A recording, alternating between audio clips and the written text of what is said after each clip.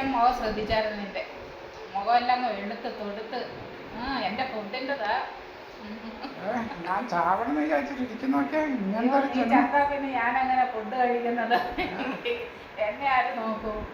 ആകെ നോക്കാനുള്ള നീ മാത്രമേ ഉള്ളൂ. അതുകൊണ്ട് ദൈവത്തിനോട് എപ്പോഴും ഒരു പ്രാർത്ഥനയേ ഉള്ളൂ, ഞാൻ മരിച്ചിട്ടേ നീ മരിക്കാവുന്നു. ഞാൻ ദൈവത്തെ പോലെ നിന്നെ കാണുന്നത്.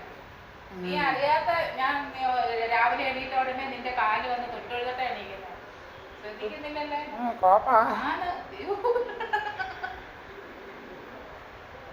പണ്ട് ഞങ്ങളുടെ അമ്മയൊക്കെ പറഞ്ഞു തന്നിട്ടുണ്ട്, ഭർത്താവിനെ ദൈവത്തെ പോലെ കണക്കാക്കണോ.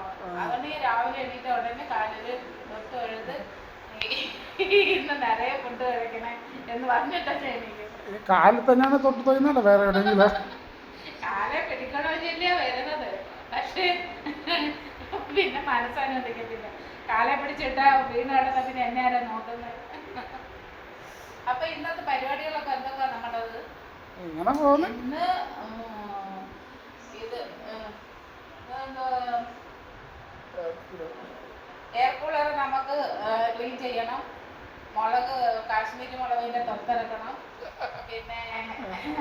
പിന്നെന്താ തുണി അലക്കണം. നമുക്കല്ല, അതെല്ലാം നിന്റെ ഡ്യൂട്ടിയാ. ഞാൻ എന്തിനാ നമുക്ക് ലീവില്ല, ഞാൻ ചെയ്തോളാം. എന്നാലും ചെറിയ ഹെൽപ്പ് തൊത്തിറക്കാൻ നീ പറഞ്ഞേ. അതിന് മാത്രം ഞാൻ വേണം ഹെൽപ്പ് എന്ന് പറഞ്ഞിട്ട്. തൊത്തിറക്കാൻ പറഞ്ഞില്ലെങ്കിൽ അത് എനിക്ക് ഒറ്റയ്ക്ക് ഇരുന്ന് ചെയ്യാൻ ഒത്തിരി ഇല്ലേ, നടുവേദന. ഞാനൊരു നിത്യരോഗിയല്ലേ, മെഡിസിൻ കഴിക്കുന്ന ആളല്ലേ. ശരി, ഞാൻ പോവാൻ പോവാ. Okay, bye bye. Bye bye.